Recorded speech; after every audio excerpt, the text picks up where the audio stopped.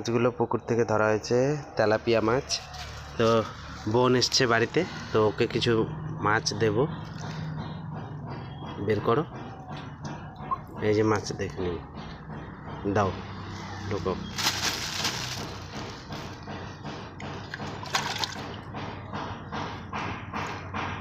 ঢোকো।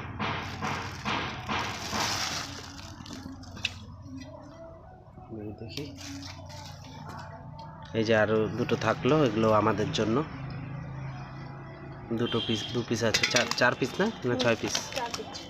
আরো 4 পিস আছে, 4 পিস না 4 পিস, 1 2 3 4 5 পিস আছে, 5 পিস আছে। তো ভিডিওটি ভালো লাগলে অবশ্যই শেয়ার করে দেবেন। নাও। আর এই দুটো আমার মায়ের জন্য। কাটা আছে না?